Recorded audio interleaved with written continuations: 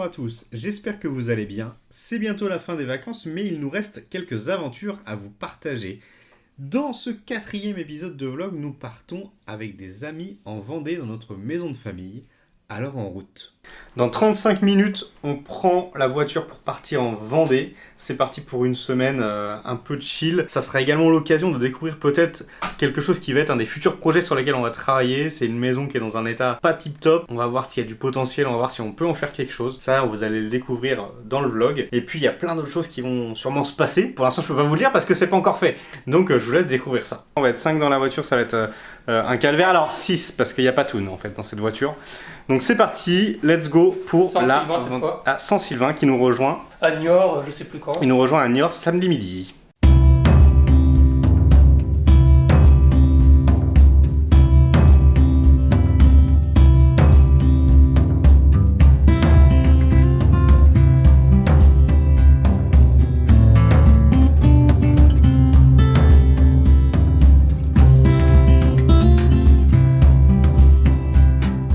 Voilà donc arrivé à la fameuse maison de famille. On a un programme assez chargé pour la semaine qu'on va passer et ça commence par une petite balade à La Rochelle.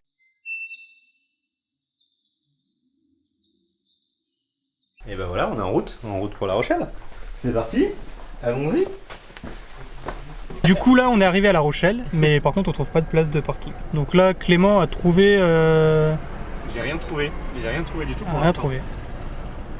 On est arrivé à La Rochelle, ça a été pas facile de se garer.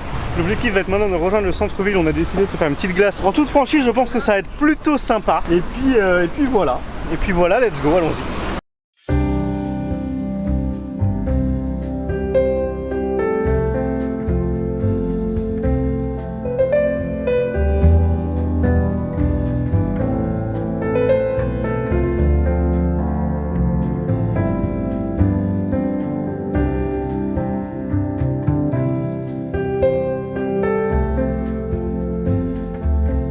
Nous avons donc pratiquement passé autant de temps à chercher une place qu'à nous balader en ville.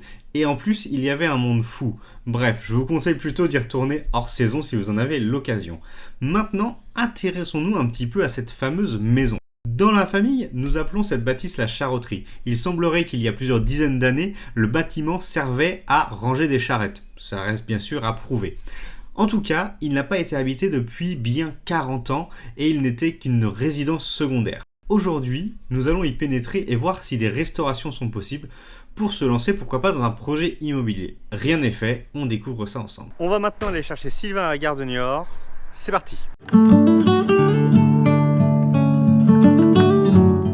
est arrivé à la gare de Niort et du coup on va chercher Sylvain. Mais il n'est pas encore arrivé.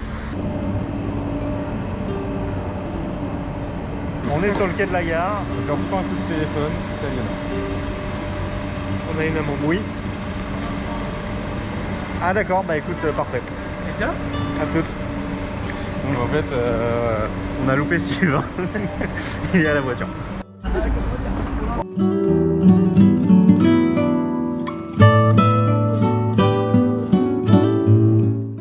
Donc là, on va faire la maison hantée, c'est ça? Est-ce qu'elle est vraiment hantée? Ouais, on sait pas, mais non, on sait pas. On va voir. C'est pas du tout naturel. Regarde ça ici. Les chiottes qu'il y a là. Il y a du très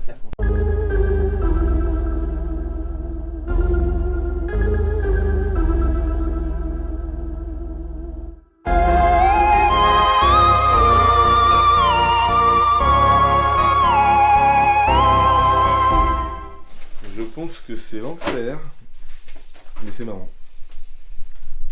88. C'est une corne. J'ai toujours pas d'esprit vengeur. Non. Si, mais ça c'est des trucs que tu vois pas et qui te suivent après. Alors, on peut voir l'esprit vengeur des araignées. Platine vinyle là. Ah ouais, c'est pour Thomas. C'est la porte d'entrée ça en théorie. Je pense que j'ai trouvé un rouleau de PQ des années 60.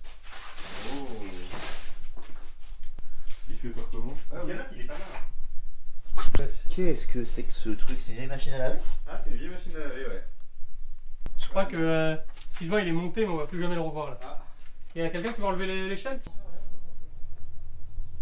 Malheureusement on a visité la maison et on vient de perdre Sylvain. Ah oui. Il est monté, il est plus jamais redescendu. Hein. Mais bon, on a vu avec lui en termes de testament, c'était bien convenu. Moi, je vais récupérer son appartement au Kremlin, donc ça me va. Et voilà, malheureusement. Et la bagnole, Sylvain... je crois que c'est pour moi. Et la bagnole, oui, mais ça, j'ai pas le permis, je pense. Donc, au revoir, Sylvain. Et quand est-ce que tu passes le permis aussi, ça pourrait être un chapitre de mais cet on fait épisode. une vidéo commémorative pour Sylvain ou pas là? Ah, c'est vrai.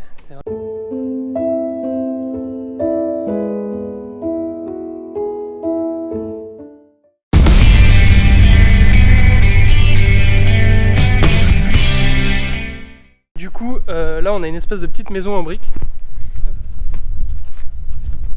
qui n'appartient pas à la dépendance et l'objectif ce serait de racheter cette petite maisonnette, hein, si j'ai bien compris, pour essayer d'en faire une petite terrasse parce qu'aujourd'hui il y a 0 terrasse appartenant à cette Il y a maison. 0 extérieur en fait. Il y a 0 extérieur. Mais je pense qu'il y a du potentiel, mais c'est vrai que le manque d'extérieur c'est un peu relou quand même. Et puis après ça vaut carrément pas cher, mais pour les rénovations ça va coûter 80 000 balles. Ouais. Moi je pense qu'il y a un gros boulot en ce qui concerne vider l'intérieur. C'est un bazar pas possible. Et globalement, ouais, je pense qu'il faut tout faire expertiser en termes de coûts pour les poutres, les machins, les trucs. Pour l'instant je sais pas. On vous laisse découvrir ça dans les prochains épisodes. Est-ce qu'on va vraiment Laissez un commentaire, savoir si on achète la maison ou pas. Et je pense que si vous avez envie de voir un petit peu ce qui se passe tout au long de ce projet, je pense qu'il faut lâcher ce petit pouce bleu et s'abonner. Et la cloche. Et la cloche. Je suis allé tout seul dans la maison hantée là, et j'ai pris les longueurs essentielles. Donc du coup j'ai pris la longueur ici du garage côté Porsche, longueur du garage côté rue. J'ai pris le carré qui est plus un rectangle de la grande salle là. J'ai pris la longueur les dimensions des toilettes. J'ai pris les dimensions du couloir, les dimensions de l'entrée, et avec ces calculs j'ai les dimensions de la chambre, de la chambre salon là. Et donc du coup, selon mes calculs, ça fait 83 mètres carrés et avec les tâches ça fait 83 x 2, 161, voilà. Comme vous avez pu le voir, il y a tout à faire dans cette maison et donc le projet n'est absolument pas acté. Peut-être que nous vous en montrerons un petit peu plus dans les prochains épisodes, qui sait. En tout cas, cette petite visite d'une maison inhabitée depuis quelques années nous a donné des envies. On a notamment découvert des objets plutôt intéressants. Et donc on a jeté un œil au grenier de la maison de famille. Et ça c'était assez intéressant. Ah ça c'est plus intéressant. Ah ça sent Vichy ça encore. Du lâche. 2 francs, travail, famille, patrie, état français, 1943. Si c'est une pièce de collection, la numismatie, c'est pas mal. Alors, 10 centimes de nouveaux francs. Un demi nouveau franc. Là on a des anciens, 25, 20 centimes et 25.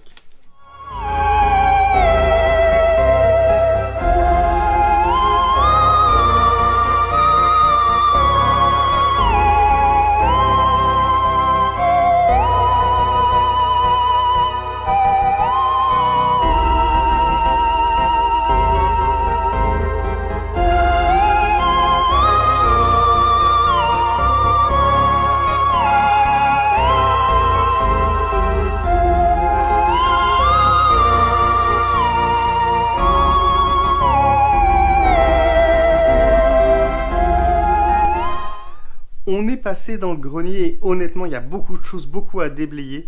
Donc au final on a pris la décision de revenir un petit peu plus tard dans l'année. Ça sera probablement au mois de novembre avec tout le matos adéquat, la combi, le masque, les gants. On va sûrement même louer du matériel, en tout cas un camion pour déblayer tout ça. Et on ira découvrir ce qui se cache dans ce grenier, mais ça sera donc pour plus tard. Donc surtout regardez les épisodes qui vont sortir au mois de novembre, ça pourrait être très sympa à découvrir. Situé dans le nord de la Chine, le centre de recherche allongé là.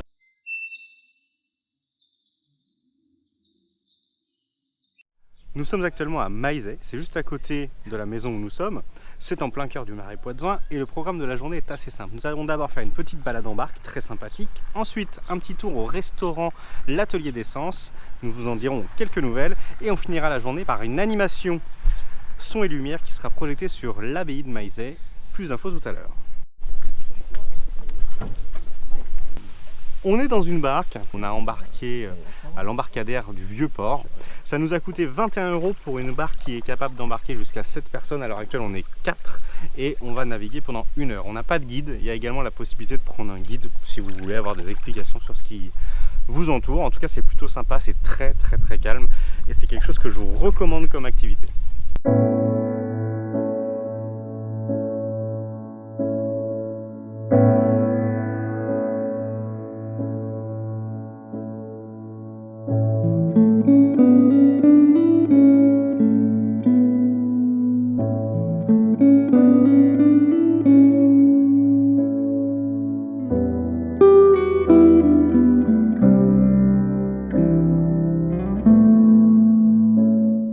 Bonjour, alors du coup, pendant que les autres étaient dans la barque, moi j'ai bu une petite bière, et puis après on est parti visiter... Pardon ? Oui, 2 bières, pardon, oui. Et après on est allé visiter l'église de Maizé, qui était très jolie. Et voilà, et on s'est baladé un peu dans les rues, et c'était très joli. Qu'est-ce que tu as pensé de ce resto? Bah écoute, le resto, globalement pas trop mal, on en a eu pour 205 € à 6 personnes. Donc je vous laisse faire le calcul ou je le marquerai un petit peu en dessous. Donc 205 € 6 personnes. C'était les prix parisiens, on va dire. C'était des prix parisiens. Après on sent qu'il y avait quand même du travail, notamment sur où est-ce qu'ils allaient se fournir. C'était pas mal local. C'était bien noté d'ailleurs derrière la carte tout ce qui était local. Moi j'ai pris un suprême de volaille, bah toi également. Non, t'as pris un burger. Non, au début j'avais choisi le suprême de volaille, mais au final j'ai opté pour le petit burger des familles. Petit burger des familles. Donc suprême de volaille et en dessert un tiramisu de fraises, ça tu as également pris, qui était vraiment pas mal du tout.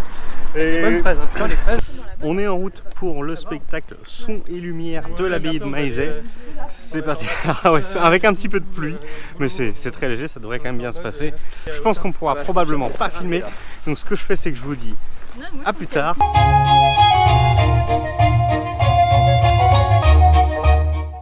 Pendant les vacances, on perd pas le nord, et notamment en ce qui concerne les objectifs. Il faut savoir que j'ai profité de ces vacances pour m'inscrire au JLPT de niveau 5, l'examen de japonais qui fait partie de mon tableau d'objectifs. Ça, c'est fait. L'examen aura lieu en décembre, on en reparle donc. Mais il y a un autre projet qui a bien avancé, c'est le fameux Business Project. Je peux pas vous en dire plus, regardez ça. On vient de terminer un call qui est en lien avec le fameux Business Project dont je vous ai très brièvement parlé à l'épisode 2. Ça s'est plutôt très bien passé. Mais on ne peut pas vous en dire beaucoup plus. Tout ce que je peux vous dire, c'est que je ne suis pas tout seul sur ce projet, je suis avec Sintu. Et voilà, petit à petit, vous allez découvrir des choses. Je pense que ça risque d'avancer énormément sur le mois de septembre. Donc peut-être que je vous révélerai certaines choses. C'est pas encore sûr. Mais en tous les cas, d'ici la fin de l'année, je pense que toutes les infos seront disponibles dans les vlogs. Et j'espère pouvoir vous faire suivre cette aventure. En tout cas, ça risque d'être vraiment intéressant. Ah, mais on n'a pas pensé qu'on pouvait aller à ça. On n'est pas là, là. Non, la fête de l'agriculture à Fontenay. Sarceau de sécurité.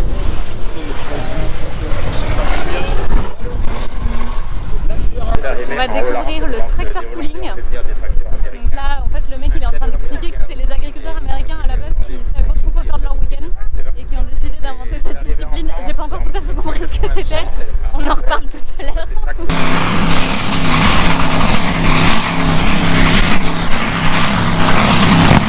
On va maintenant assister à la finale de course de tracteur tondeuse. Radio avec l'Express. Allez, numéro 3. Dans une heure. Bah écoute, c'était plutôt sympathique comme expérience, mais pas de produits locaux. Ça manquait peut-être un petit peu de produits locaux. C'était plutôt fun. J'y resterai pas 3 jours. Et voilà, on peut maintenant dire que les vacances sont terminées. La rentrée arrive à grands pas et il y a plein de choses qui m'attendent. Plein de choses à vous montrer surtout. Si vous ne voulez rien louper, bien sûr, abonnez-vous, balancez les pouces bleus et activez la cloche. Et moi je vous dis à très bientôt dans la vraie vie.